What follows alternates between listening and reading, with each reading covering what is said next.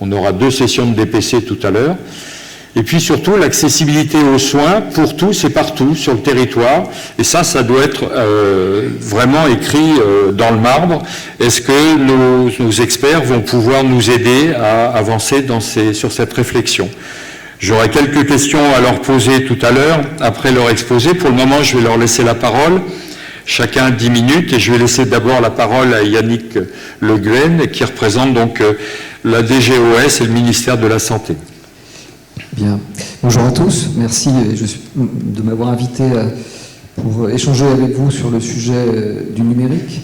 Donc, je vais vous présenter la stratégie du ministère et de la Direction générale de l'offre de soins sur le sujet du numérique, étant entendu que le sujet qui est dans notre compétence est un segment du numérique qui embrasse, et d'ailleurs mes 2 voisins le montrent, un champ beaucoup plus large que la stricte organisation de l'offre de soins.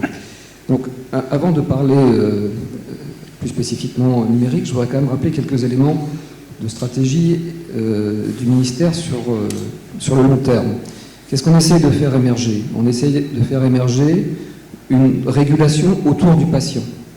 Je dis ça paraît une évidence, mais le système actuel, l'écosystème actuel, montre que les régulations sont aujourd'hui articulées essentiellement autour des professionnels de santé pour le monde libéral, dans le cadre conventionnel que vous connaissez, mais également pour le ministère. On a une approche extrêmement organique, essentiellement centrée sur les établissements de santé. Donc, il n'y a pas une direction, si j'ose dire, du patient. Et tous les systèmes de régulation mis en place ont du mal, effectivement, à s'articuler autour du patient. Donc, qu'est-ce qui est au cœur de la stratégie nationale de santé? C'est casser ces silos qui existent aujourd'hui. Les professionnels le vivent au quotidien. La coordination est un combat individuel et un combat collectif.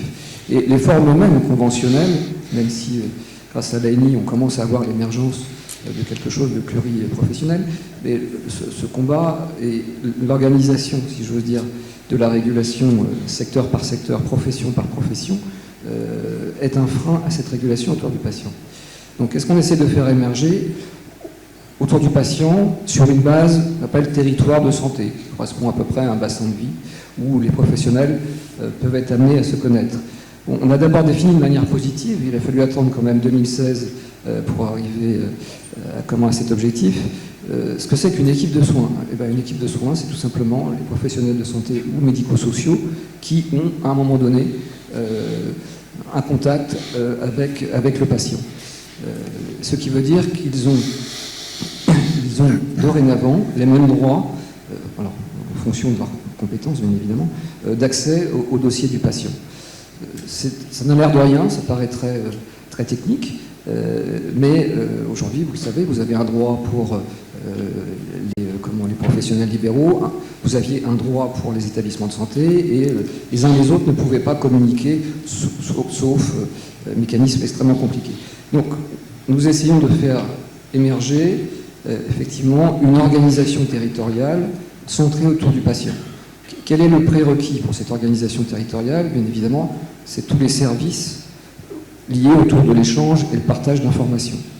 L'échange et le partage d'informations, en commençant par quelque chose d'assez amusant, c'est-à-dire qu'il va d'abord falloir identifier le patient, et la représentation nationale a décidé que l'identifiant du patient, ce serait le NIR, ce qui n'était pas encore le cas jusqu'au vote de la loi de modernisation du système de santé. Donc ça, c'est un élément extrêmement important qui va permettre effectivement de fluidifier les échanges entre les différents professionnels et les patients. Donc, je passe sur les sujets de messagerie sécurisée. En tout état de cause, pour les 2 secteurs, pour les établissements de santé, on essaye d'appuyer cette structuration, à la fois pour les établissements publics de santé dans le cadre des groupements hospitaliers de territoire. Vous avez certainement remarqué, vous avez lu la presse, que nous assignions des objectifs très ambitieux en termes de système d'information, de partage du dossier du patient pour l'ensemble des professionnels. Ça fait grincer quelques dents, mais néanmoins, ça doit être au socle, effectivement, du groupement hospitalier territoire.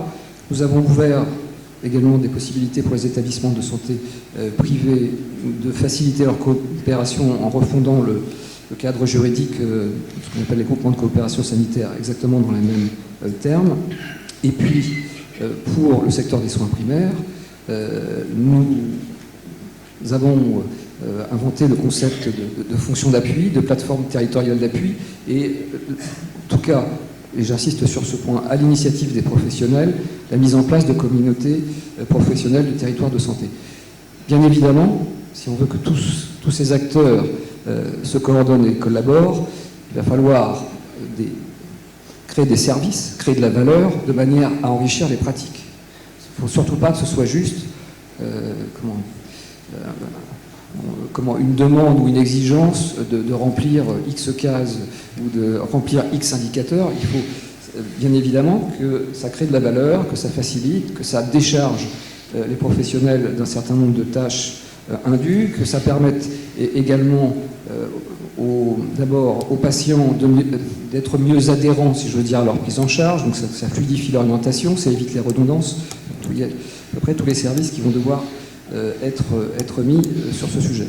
Bien évidemment, on le sait bien, là je parle du socle sur l'organisation des soins, mais si on met en place ce type d'infrastructure et ce type de service, on va aller sur un champ et un spectre beaucoup plus large qui va tangenter le bien-être.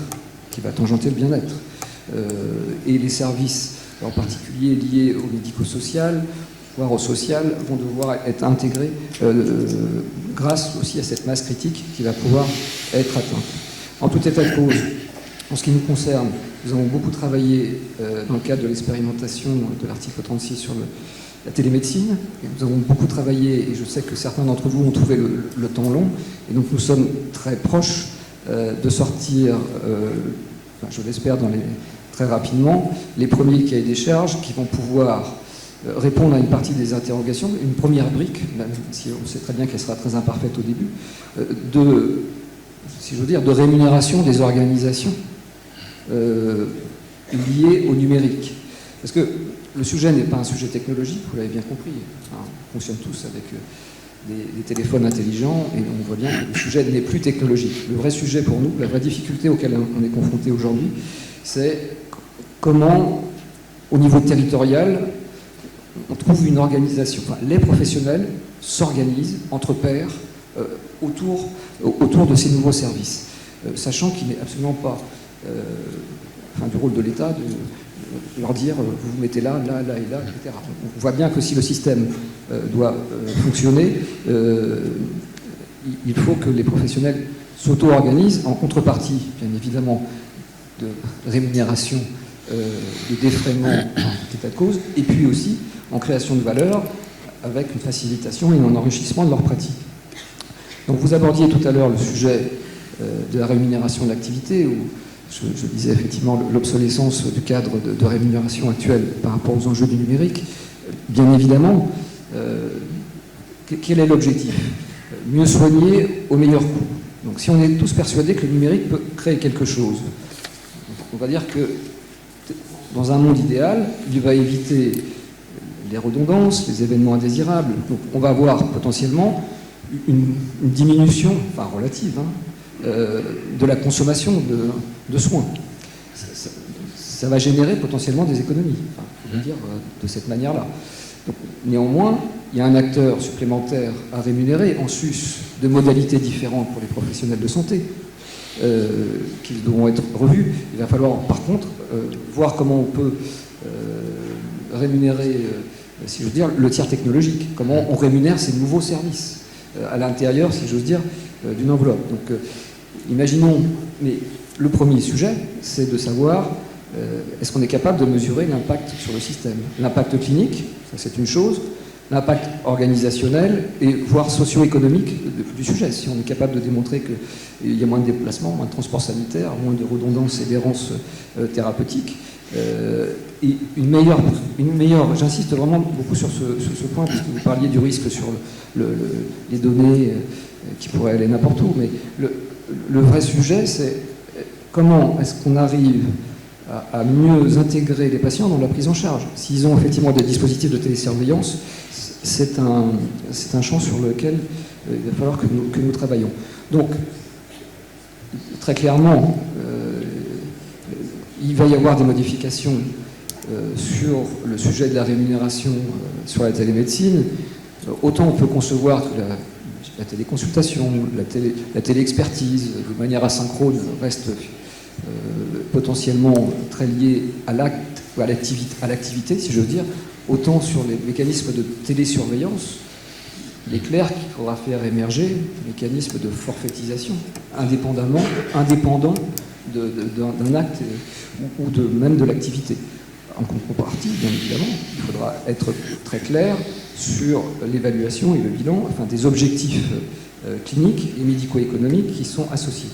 Donc, tout ceci devra être construit avec les professionnels de santé, avec les patients et bien sûr avec les industriels, de manière à ce que l'on voit, parce que ça va très clairement modifier la répartition de la chaîne de valeur entre les différents acteurs. Il y aura des acteurs gagnants et des acteurs perdants. Je préfère le dire comme ça, de manière très, très claire. On espère être du bon côté. Mais, en termes de chiffre d'affaires, mais pas en termes de création de valeur. Un des objectifs qu'on s'assigne, c'est qu'effectivement, si on dit de manière très claire, les patients doivent rester ou arriver être soignés beaucoup plus proche de leur domicile, pouvoir rester à leur domicile, ça veut dire qu'il y aura par exemple moins d'hébergement dans les établissements de santé. Donc il va falloir se concentrer. Alors, à contrario, on voit bien que tout ce qui va être numérique, je prends l'imagerie interventionnelle, etc., ça va requérir des plateaux beaucoup plus capitalistiques et beaucoup plus consommateurs de ressources. Voilà ce que je voulais dire sur ce point. Donc, c'est pas pour moi la remise en cause, c'est plutôt quelle est l'opportunité donnée par le numérique pour effectivement refonder. C'est vrai que potentiellement on voit émerger une rupture qui est créatrice de sens et de valeur pour une médecine préventive, prédictive, personnalisée. On voit l'explosion à venir, qui n'est pas encore évaluée, si je veux dire scientifiquement, de tout ce qui est en génétique, enfin tout ce qui est en HIC, l'explosion des big data. Pour l'instant, ça reste du domaine de la recherche, mais on voit bien qu'on est dans une perspective où dans 5 ou 10 ans, ce type de diagnostic permettra effectivement une individualisation extrêmement forte et du diagnostic et des traitements. Merci. Philippe.